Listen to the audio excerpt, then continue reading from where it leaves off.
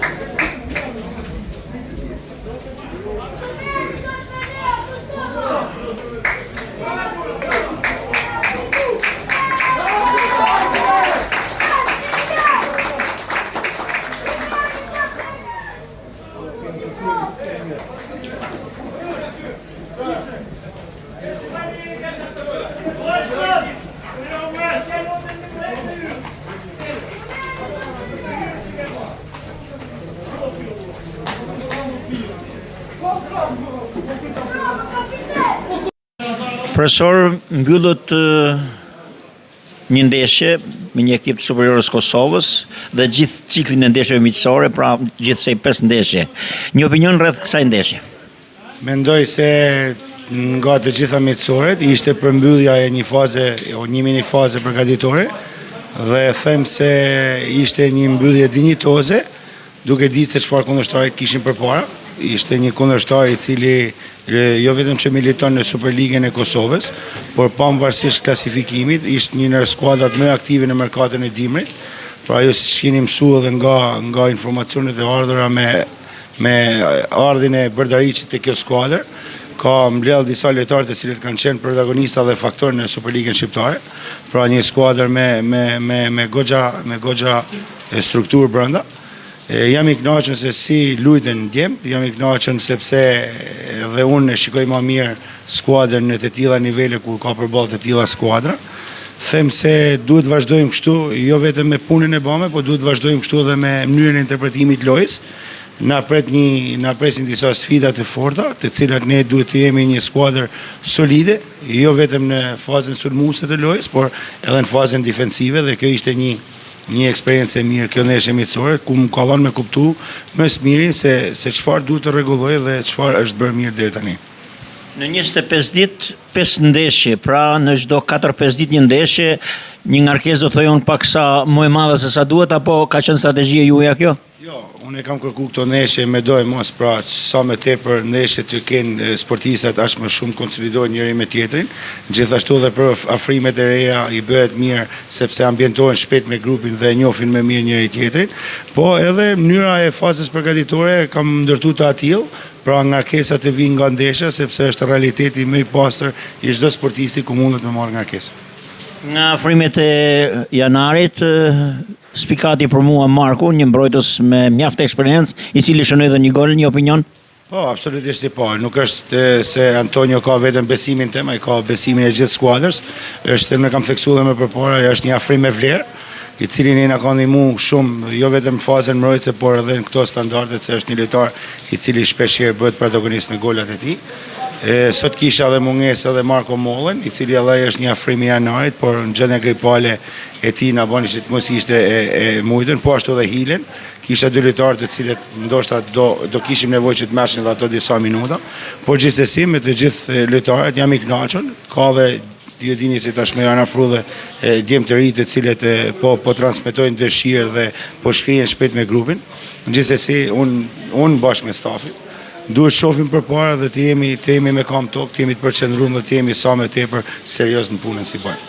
Ndeshja e radhës me Basanjën pas 2 ditësh. Po, është një ndeshje e cila ne tashmë fillojmë kampionatin, është një ndeshje ku ne duhet të tregojmë që nga fillimi i lojës dhe deri në marimin duhet të tregojmë se jemi skuadra vendit parë, një skuadër që në shtëpi nuk duhet të gabojë dhe kërkon që të bëjmë të mirën dhe të marrim një rezultat pozitiv kundër saj. Suksese. Faleminderit për intervistën. Antonio Marko, një mbrojtës me eksperiencë i ardhur në merkatin e janarit. Si ndjehesh fillimisht tek skuadra e Beslidhjes?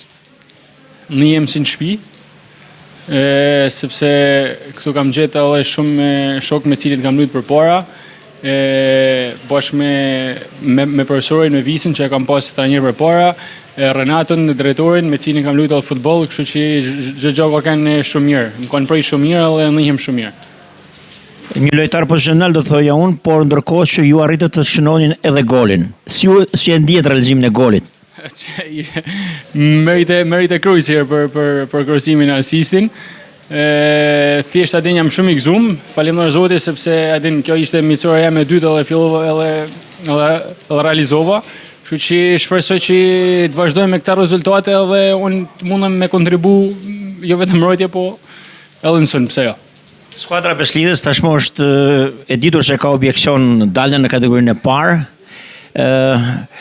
Ajo që thatë pak më përpara kontributi juaj do të rritet kjo përgjegjësi do të thoja unë tek ju personalisht? Me thonë drejtën përgjegjësia shumë e madhe të unë dhe të tonë sepse presidenca i ka kriju të tonë kushtet e mundshme si një ekip Superligët. Dhe kështu që të kenë tonë kushtet në rregull, përgjegjësia është shumë e madhe. Por kjo përgjegjësi uroj që të kthehet domethënë në forcë dhe në gëzim, në motivim që ne me realizu ato objektiva që kena. Pavarësisht nga fakti që luajtet me një skuadër superiore të Kosovës, unë nuk pash ndonjë diferencë madhe midis ekipeve, ndërkohë që në javën e parë të fazës 2 presim ekipin e Basanjës. Si e mendoni këtë ndeshje ju? Është vërtet që sot shkoi çdo gjë mirë edhe duhet me u falenderoj tonë djemt të tonë që luajten.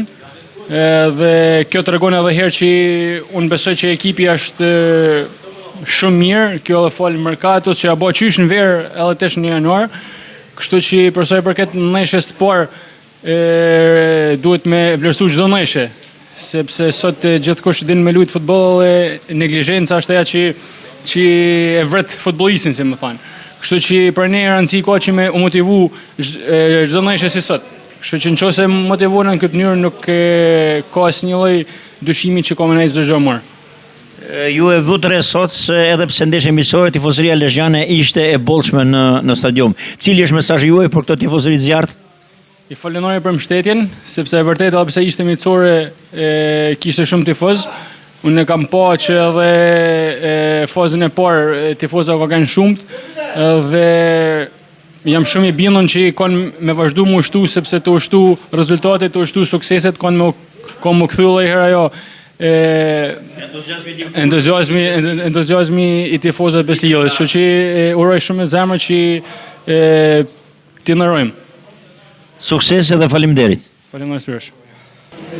Sapo ka përfunduar ndeshja e 5 miqësore e skuadrës Beslidhjes, ndeshje me ekipin Drenica të Kosovës, një ekip i Superligës Kosovës, e cila përfundoi me rezultatin 2-1 për skuadrën vendase të Beslidhjes. Duhet theksuar faktin se në kuadrin e 25 ditëve, pra më pak se një muaj, skuadra e drejtuar nga Elvis Plori ka zhvilluar 5 ndeshje miqësore, nga të cilat 2 fitore dhe 3 barazime, dhe ka shënuar 8 gola, pra një golovarazh i kënaqshëm, por mbi gjitha ajo është fare e rëndësishme, janë testuar edhe lojtarët e Mercatos së janarit, ku padyshim do të veçoja këtu Antonio Markon, një mbrojtës i krahut majt, por që luajti në të gjitha sektorët e fushës dhe është ndoshta një blerje ose një mercato shumë e suksesshme që do t'i shërbej skuadrës Beslidhjes. Ndërkohë që ne intervistuam trajnerin Plori dhe mbrojtësin shkodran tashmë të Beslidhjes Marku dhe presim në javën e parë të fazës së dytë skuadrën e Basanjes, pavarësisht rënditjes. Është një ndeshje që është vlerësuar nga stafi dhe i është paraprirë ndoshta edhe me këtë ndeshje të një skuadrës Superligës. Bëjmë me dije ndjekësit tanë se ndeshjen Beslidhja Basania do ta japim drejt për drejti dhe për më tej, për të vijuar më tej, edhe ndeshjen Sopoti Beslidhja. Pra do të ketë 2 transmetime të drejt për drejta nga ana jonë së bashku me mikun tim të hershëm Agustin Cinin dhe të sjellim për tifozërinë lezhjane dhe jo vetëm emocionet e këtyre ndeshjeve. Nga stadiumi Beslidhja i qytetit të Lezhës, nga unë Martin Dedaj dhe Agustin Cini, miru dëgjofshim dhe miru pafshim në transmetime të tjera.